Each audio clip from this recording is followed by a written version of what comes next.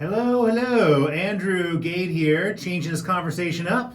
Just talking with Mr. Todd, and because of the whole time warping of, recording versus airing of shows like this, we were just talking about Thanksgiving, which would be well over a week or so here after you hear this. So, yeah, but for us, it's still fresh in our minds because it's Monday. We're back to work.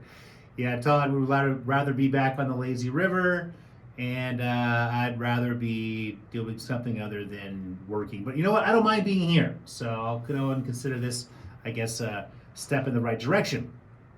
So the crowd's happy. All right, I like that. That's good. It's important. So hopefully everyone had a happy Thanksgiving because we know pretty soon here we got Christmas, New Year's, and then it's going to be 2023, which just kind of sounds weird. I mean, 2022 kind of sounded weird. And I don't know if it's ever going to be the same after 2020. It kind of ruined the 20s for us. Maybe we'll look forward to 2030s. Maybe that would be a better decade. I don't know. What do you think, Todd?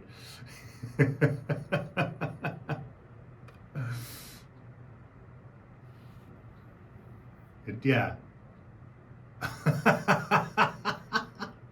Okay. Yeah. Yeah.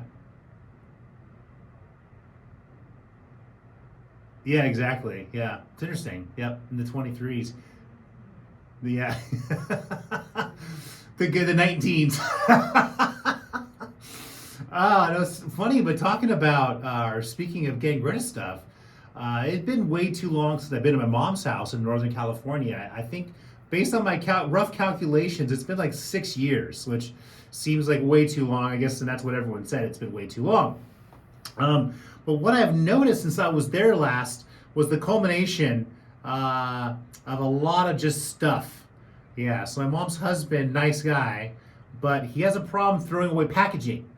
So every box from everything they've purchased over the past decade, still somehow somewhere in the house. Supposedly he's going to use all that cardboard and newspaper to help start fires. Yet, that you could make a fort big enough, probably almost as large as the house at this point right now. Now, of course, I wasn't just giving him, wasn't just hard on him because my mom also in the office, she's been accumulating, a lot of things as well too.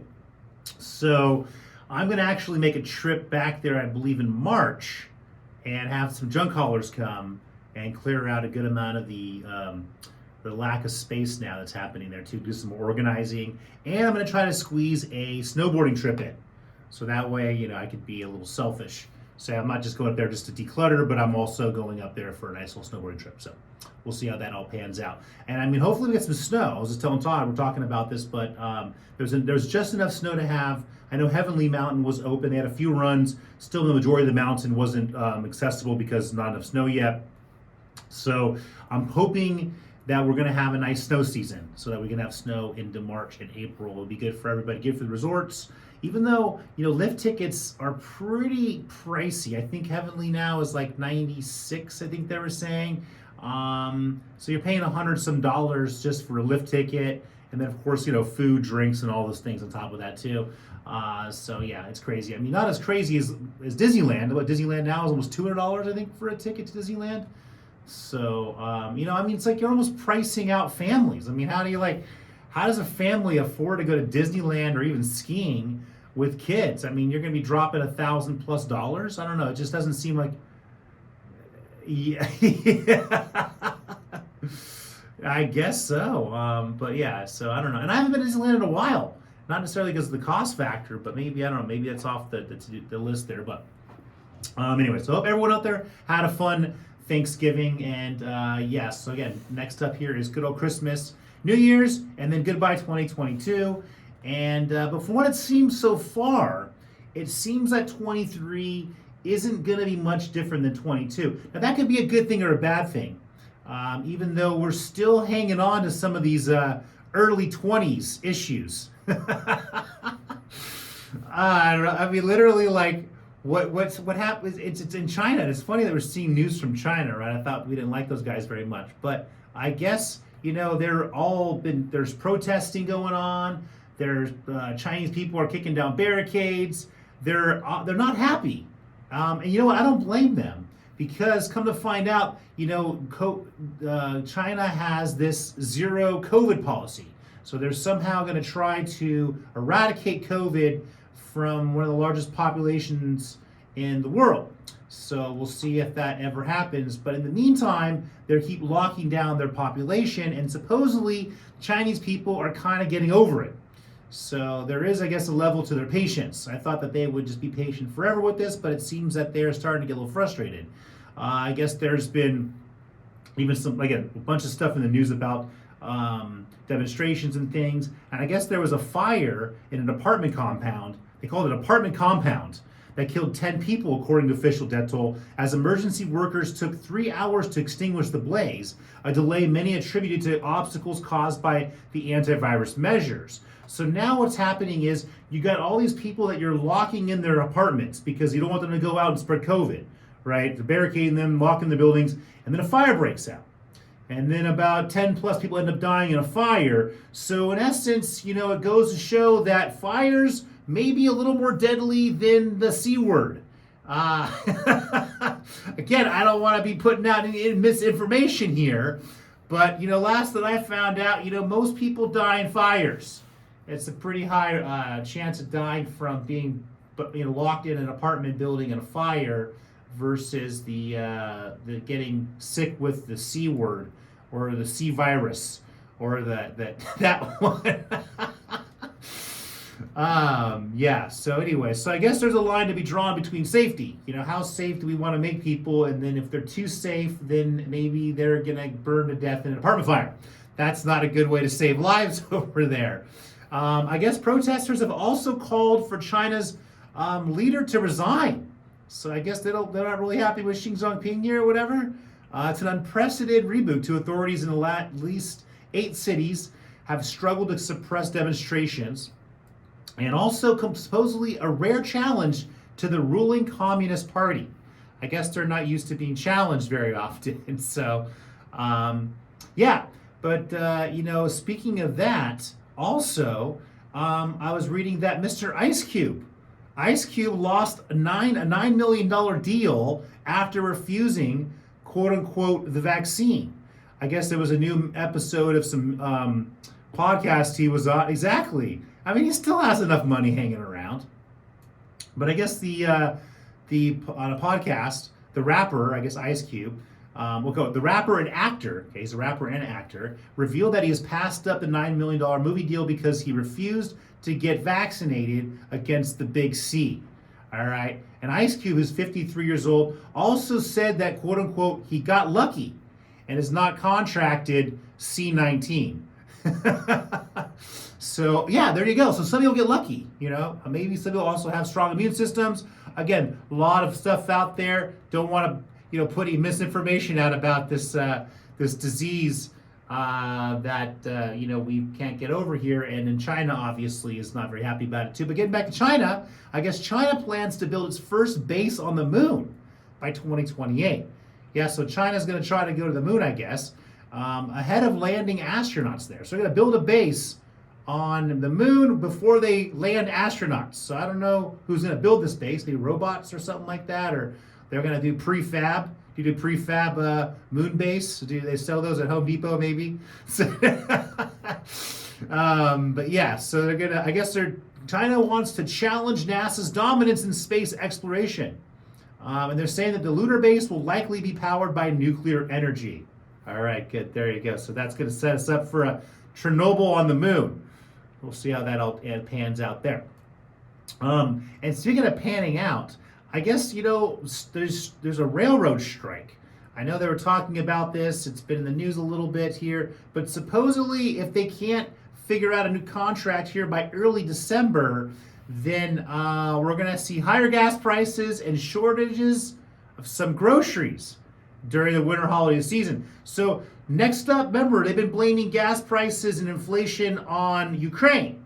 So here early December, they're going to be able to start blaming inflation on the railroad workers. Yeah, because they don't want to work. Yeah, so we're always got to make sure we have someone to blame here, guys, because This is just going off the rails. These prices are off the rails, man. You're killing us here. Oh, these excuses are off the rails. They always got some, right? And then, there's this World Cup thing. I don't know much about soccer. I don't know much about sports. And, to give myself credit, because I don't really pay much attention to watch much of them.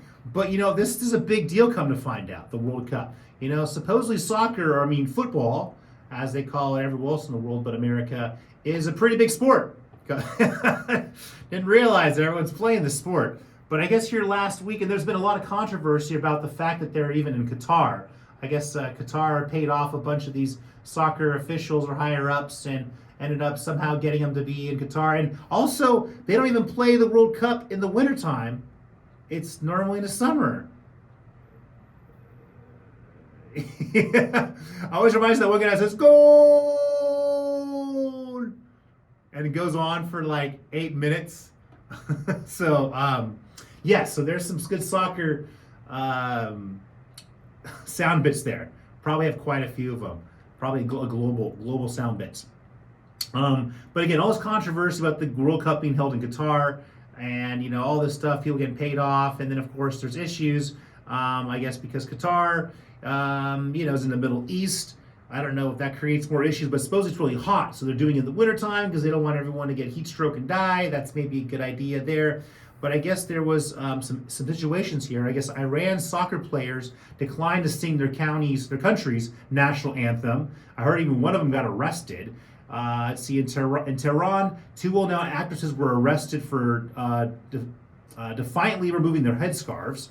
At least 9 prominent Iranians were summoned for questioning for daring to criticize authorities. High-profile Iranians are increasingly mocking public gestures of support for the protests that have gripped the country for the past 2 months, criticizing the government on social media and flouting the country's strict hijab laws. So there's, I guess Qatar is a separate country than Iran. But somehow in the news they kind of group it all in there. And, that ongoing issue with Iran, which started with the death of that one woman. So a lot of stuff going on in the Middle East over there, as always. But anyways, guys, we're going to take a short break here, and we'll catch you guys on the flip side.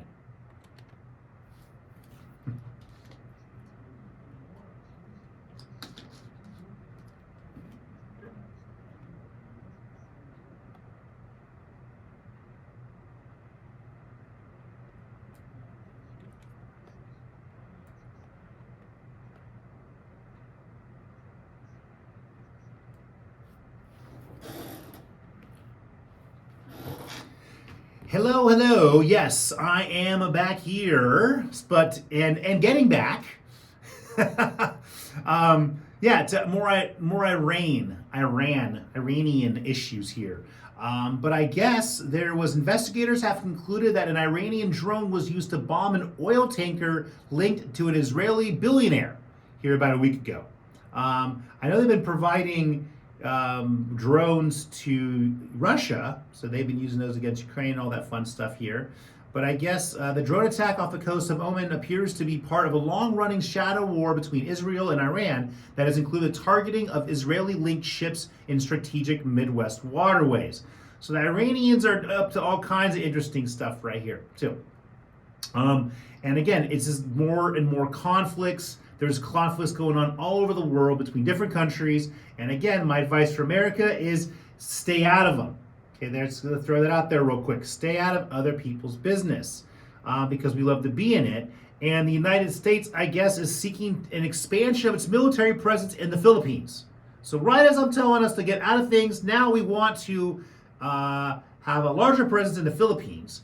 I guess the high-level assurance came a day after China's Coast Guard forcibly seized Chinese rocket debris that the Filipino Navy personnel found and were towing to a Philippines-occupied island in the disputed South China Sea. And I guess Kamala Harris denounced China for what she called intimidation and coercion, and promised that the United States would stand by the Philippines. So we want to stand by Taiwan. We want to stand by the Philippines. It sounds like we're not learning our lesson and that we only are going to continue getting into more conflicts. Now, we should leave China alone, just like we should leave Russia alone. Yeah, because they're these large countries just like ourselves and have large militaries, too. And speaking of good old Ukraine, I guess the WHO delivered a warning last week about the um, the energy crisis's human impact on Ukraine. So this has to do, obviously, they're saying this winter will be life-threatening for millions of people in Ukraine. House Republicans have warned the Biden administration to expect far tougher oversight of the extensive military assistance it's provided Ukraine. We're talking here over $20 billion. That's a good thing, and that has to do with the fact that now I guess Republicans are going to slightly control the House. Both the State Department and Pentagon have outlined plans, including more inspections and training for Ukrainians, meant to prevent U.S. arms from falling into the wrong hands. Now, didn't this happen, I think, back in Afghanistan? Like back when we were trying to fight off the Russians, we gave them a bunch of weapons, and then later on they used those weapons against us. I think something like that happened. So, again, now come to find out, all that stuff we've been giving Ukraine, all those weapons, well, a lot of them aren't even accounted for. So that's kind of interesting. Maybe we'll find we'll come to see some of that surplus Ukrainian military stuff they got from the U.S. on eBay or maybe Craigslist. I don't know where you sell military equipment. And good old California here. We really have a problem with this water issue. A lot of times I've talked about how maybe we have too many people, and we could talk about how we don't do a very good job of storing water. We have a lot of problems with water, right? Water usage issues. I would still say that we have a lot of people here in California, and a lot of people means a lot of water, and knowing that a lot of our state is considered desert, not really a good thing. So, yeah. And I guess, we're pretty much capping off now what the third year of record drought in California, and has pushed the fouling of farmland to a new high. I guess now in California's irrigated farmland shrank by 750,000 acres, or nearly 10%, compared with 2022 compared with 2019. So water deliveries in the Central Valley have been cut by 43%. So I guess come to find out, not only are a lot of farmers getting less water because of the issue with the drought, but they're also relying on using wells and groundwater, which is another issue because then we're going to be running out of groundwater. I know there's some map I saw a while ago that showed Central California and how much it's actually sank because of all the groundwater that's been depleted from underwater aquifers and things like that too. Now, that to me, underground water should be maybe saved for emergencies. I don't know, because what happens when you run out of water on top of the surface and below the surface? I guess then we're going to have to go to the ocean and spend a lot of money on desalination. That's the next step here. So we'll see how that all pans out. And speaking of panning out, there was an interesting article here that I was reading about the Imperial Beach mayor, Serge Dedina. He's been a big advocate, obviously, when it comes to a lot of the sewage issues and issues that have been happening with all the water from Mexico, exactly, all that dirty Mexican water. We have a lot of dirty water here in America, too. We just do a better job of not pumping it all into the ocean. But I guess pretty much he's been in power here since 2017. He's going to be getting out of office here at the end of the year. But I guess he's one of the advocates pushing for U.S. and Mexico officials to get something done on the border. He was also behind the lawsuit that sued the federal government back in 2018, later joined by the lawsuit with Chula Vista and the Port of San Diego. And then come to find out that actual Coronado wasn't part of that original lawsuit in 2018, which is kind of surprising. But the other surprising thing to me is, why do we wait so long to sue the federal government? And to really start making some noise. I mean, this has been an ongoing issue now, since the 80s. So now we're 40 plus years into this. I'm surprised and shocked that we haven't had more lawsuits and more pressure on it, but it's good to see. I've also been happy to see less beach closure signs because of pollution. Now, of course, we do have supposedly our rainy season, which means we might get a couple days of rain.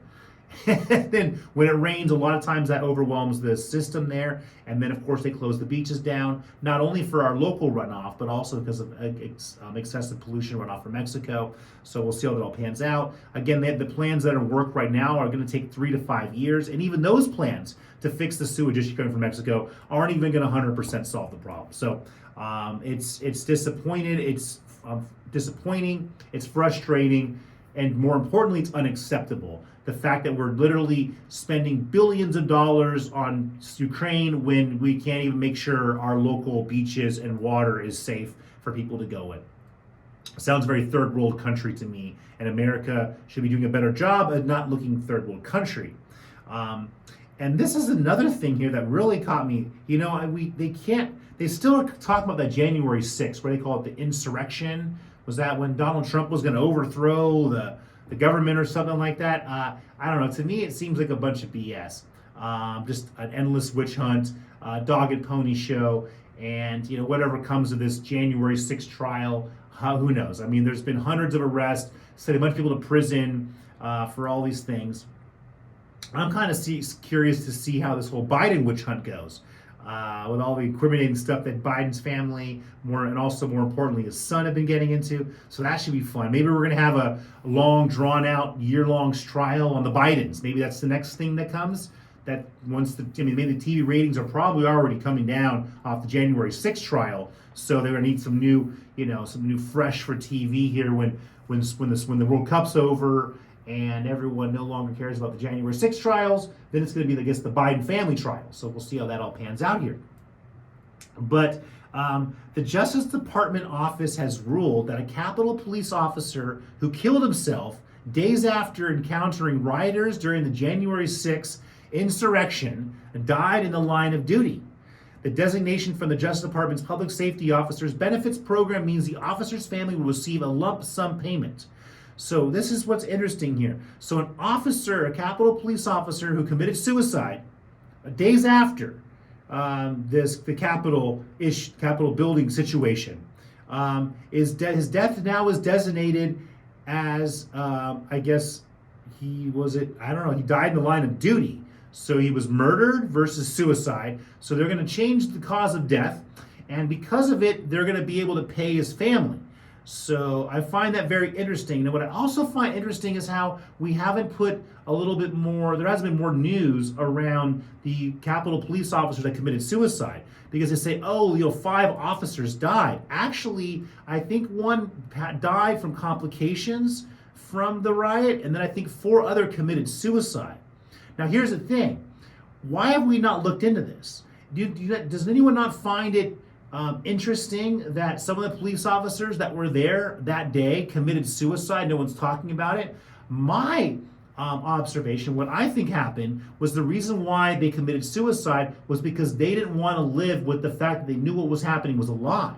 They didn't want to go on with it. There was too much pressure to know that if they actually spoke up the truth and actually said, no, this wasn't an insurrection, there wasn't a big deal, we were told to let them go to the barricades, who knows what happened.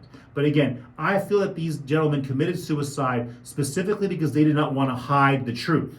They didn't want to hide it, so they killed themselves. Now again, there's no way we'll ever find this out. But the fact that we just blew it over like it's no big deal, and I've never seen multiple police officers kill themselves after any kind of riot situation. So again, this would be unprecedented when it came to time. And of course, none of that. I mean, they even killed that one woman that was killed, Ashley Babbitt or something, that was shot and killed there in that whole riot. And of course, they never said it was murder, even though she was murdered there. So there's still a lot of facts that are not getting out because we're so focused on blaming Donald Trump and all these other co-conspirators for trying to overthrow our quote-unquote democracy, which doesn't work. It's failed. Our system does not work. It's time to shut it down. We don't need Republicans and Democrats. We don't need Congress and senators. We don't need a president. We need self-sustaining, hyper-localized models. We need bottom-up, not top-down. Our old system, representation system, is broken. So, again, that's what we have to do. And again, with all this information, all these things going around, that we can't trust anything. So if you can't trust certain parties and certain people, the only thing to do is for us to say, unfortunately, you're going to have to go bye-bye. There you go. Where exactly you go, I have no idea. Okay? But anyways, one last little thing here that I was reading. I thought this one was pretty interesting. And it has to go along with the fact that everyone loves fighting, right? With to sue everybody and everyone's fighting all the time. But I guess the Supreme Court, okay, will hear a case brought by Jack Daniels against the manufacturer of the plastic Bad Spaniels toy. The toy mimics the Jack Daniels bottle and label, but is a parody. While the original bottle has the words Old Number 7 brand and Tennessee Sour Mash Whiskey, The parody proclaims the old number 2 on your Tennessee carpet. Instead of the original's note of that's 40% alcohol by volume, the parody says it's 43% poo by volume and 100% smelly. So obviously they offended Jack Daniels. So we'll ask the Supreme Court. I'm curious to see how this all pans out and see if this dog toy manufacturer can win against good old Jack Daniels. All right. Good job, Bad Spaniels. Anyways, guys, we're out of time as always. Andrew Gage, changing the conversation. Love you guys out there. I'll catch you guys next week.